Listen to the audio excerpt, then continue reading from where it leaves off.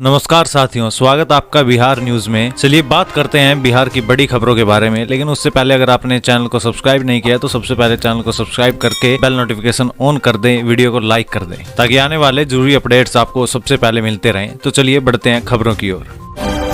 बारिश बंद होते ही बिहार की हवा में बढ़ने लगा प्रदूषण, लोगों की सेहत पर पड़ेगा असर।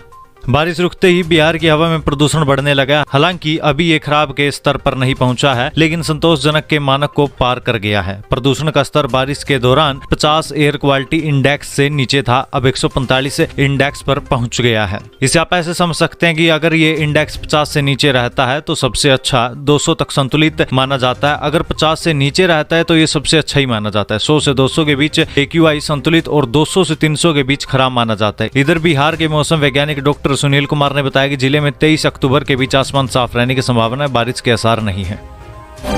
प्रोटोकॉल तोड़कर लोगों का हाल चाल जानने पहुंची राष्ट्रपति। गुरुद्वारे से लौटने के दौरान पैदल ही सड़क पर चलने लगी, पूछा आप लोग कैसे हैं बिहार वाले।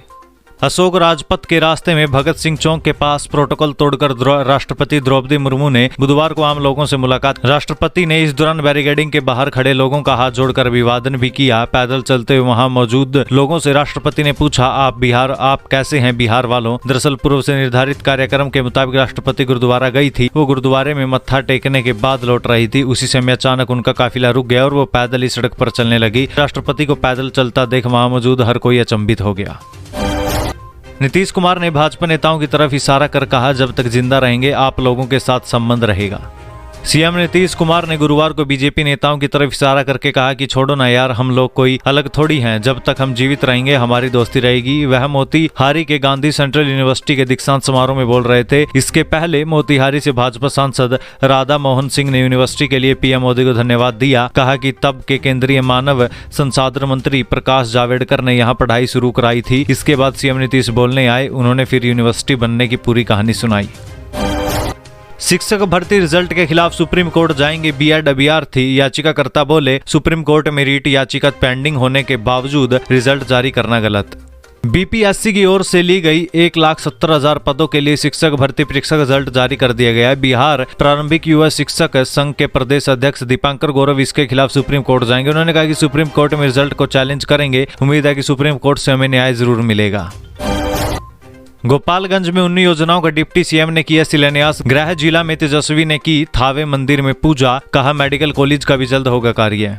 उप मुख्यमंत्री तेजस्वी यादव गुरुवार को अपने गृह जिला गोपालगंज पहुंचे, जहां उन्होंने सबसे पहले मां थावे दुर्गा मंदिर में पूजा अर्चना की। तेजस्वी यादव ने पूजा अर्चना के बाद मंदिर का निरीक्षण किया और मंदिर के सौंदर्यीकरण, सड़क और उप स्वास्थ्य केंद्र निर्माण आदि 19 योजनाओं का शिलान्यास किया। उप मुख्यमंत्री के कार्यक्रम को लेकर हेलीपैड से लेकर कार्यक्रम स्थल पर जवानों की तैनाती की गई थी। इसके बाद थावे के होमगार्ड मैदान में जनसभा को भी संबोधित किया। तेजस्वी यादव ने कहा कि हमने जो पिछले साल वादे किए थे वो पूरा कर रहे हैं। हमने घोषणाएं की थी 60 करोड़ पर्यटन विभाग से देंगे। थावे मंदिर परिसर तालाब हो, पार्क हो, दुकान हो, उसका निर्माण कराएंगे। आज इसका शुभारंभ हुआ है। मेडिकल कॉलेज के लिए वादा किया था, उसका भी कार्य बहुत जल्द पूरा होगा। मेडिकल कॉलेज के निर्माण के लिए निविदा भी खुल गई है।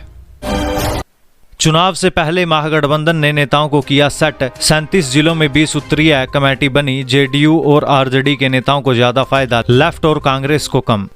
बिहार में लोकसभा चुनाव से पहले महागठबंधन ने अपने नेताओं और कार्यकर्ताओं को सेट कर दिया है। 10 साल बाद 37 जिलों में 20 सूत्रीय जिला स्तरीय कार्यक्रम कार्यान्वयन समिति का गठन किया गया है। कमेटी में 20 से 25 सदस्यों, मंत्री से लेकर विधायकों की तरह भत्ते और सुविधाएं मिलेगी। सबसे ज्यादा फायदा जदयू और राजद के नेताओं को मिला, जबकि कांग्रेस और लेफ्ट पार्टियों के नेताओं को कम जगह मिली। डिप्टी सीएम तेजस्वी यादव को पटना की तो मंत्री विजय चौधरी को मुख्यमंत्री के गृह जिले नालंदा की जिम्मेदारी मिली है। तेजस्वी यादव की राय का उनकी पार्टी में ही विरोध। आरजेडी विधायक सुधाकर सिंह बोले, 3 कृषि रोड मैप से पीछे गया बिहार, तेजस्वी फायदा गिना रहे। चौथे कृषि रोड मैप का उद्घाटन भारत के राष्ट्रपति ने किया। एक तरफ जहां मुख्यमंत्री तेजस्वी यादव मान रहे हैं कि कृषि रोड मैप से बिहार को काफी ज्यादा फायदा हुआ है, वहीं दूसरी तरफ उनकी ही पार्टी राष्ट्रीय जनता दल के विधायक और पूर्व कृषि मंत्री सुधाकर सिंह ने तेजस्वी यादव की बात का विरोध किया। सुधाकर सिंह ने कहा कि वे तेजस्वी यादव की बात से डिफर करते हैं। इस पर तर्क देते हुए उन्होंने कहा कि उनकी पार्टी राष्ट्रीय जनता दल का मानना है कि बिहार कृषि क्षेत्र में पीछे जा चुका है। साल 2020 का चुनाव लड़ते हुए हमारी पार्टी ने कहा था कि हम कमाई दवाई सुनवाई वाली सरकार बनाएंगे। हम इसी आधार पर चुनाव लड़े थे कि पहले के कृषि रोड मैप ठीक नहीं थे। कहा कि मैंने चौथा कृषि रोड मैप देखा नहीं है, हम उम्मीद करते हैं कि ये बेहतर हो।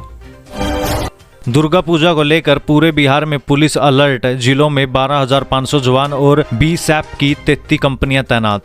बिहार पुलिस मुख्यालय ने दुर्गा पूजा को लेकर राज्य के सभी जिलों को अलर्ट कर दिया। पुलिस मुख्यालय ने पुलिस प्रशासन को इस दौरान विशेष सतर्कता बरतने का निर्देश दिया है। इस संबंध में रेंज आईजी, डीआईजी समेत सभी जिलों के एसएसपी को निर्देश जारी कर दिए गए। इसके लिए जिलों में 12,500 सिपाही और बिहार विशेष सशस्त्र पुलिस यानी कि बीएसएफ की 33 कंपनियों की प्रतिनियुक्ति की जा चुकी है। झारखंड, पश्चिम बंगाल, यूपी और नेपाल की सीमा से सटे जिलों में खास निगरानी रखी जा रही है।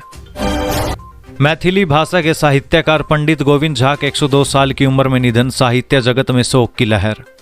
मैथिली साहित्य के वयोवृद्ध साहित्यकार पंडित गोविंद झा का निधन हो गया है। पारिवारिक सूत्रों के अनुसार उनकी उम्र करीब 102 वर्ष की थी। उन्हें साहित्य अकादमी का मूल और अनुवाद का पुरस्कार 1993 में प्राप्त हुआ। फादर कमील बुल के पुरस्कार 1988 में प्राप्त हुआ। 2008 में उन्हें प्रबोध साहित्य सम्मान मिला। रांची से विशंभर साहित्य सम्मान भी मिला। इन्हें चेतना समिति में ताम्र पत्र देकर सम्मानित किया था। राजभाषा विभाग में अनुवाद पदाधिकारी और मैथिली अकादमी में उप निदेशक पद से रिटायर हुए। अपनी साहित्य विद्या की शुरुआत उन्होंने इंडियन नेशन से की थी। मधुबनी जिले के इसहपुर ग्राम के निवासी पंडित गोविंद झा ने करीब 90 किताबें लिखी थी। इसके अलावा उन्होंने कई अन्य किताबों का संपादन भी किया था। उनका अंतिम संस्कार गुरुवार को कल पटना में किया। पंडित गोविंद झा के निधन पर कई सामाजिक संस्थाओं ने शोक भी प्रकट किया। पर्यटकों के लिए आज से खुलेगा वाल्मीकि टाइगर रिजर्व। जंगल सफारी, बोटिंग का ले सकेंगे आनंद। 4500 रुपए में 3 दिन का टूर पैकेज। बिहार का इकलौता टाइगर रिजर्व वीटीआर यानी कि वाल्मीकि टाइगर रिजर्व का पर्यटन स्तर आज से शुरू होने जा रहा है। 20 अक्टूबर से वीटीआर को पर्यटकों के लिए खोल दिया जाएगा। घूमने के लिए ऑनलाइन बुकिंग शुरू कर दी गई है। पर्यटकों की सुविधा के लिए टूर पैकेज बस चलाई जा रही है। यहाँ आपको 4500 रुपए में 3 दिन का टूर पैकेज मिलेगा, जिसमें आप जंगल सफारी, बोटिंग का भी आनंद ले सकेंगे।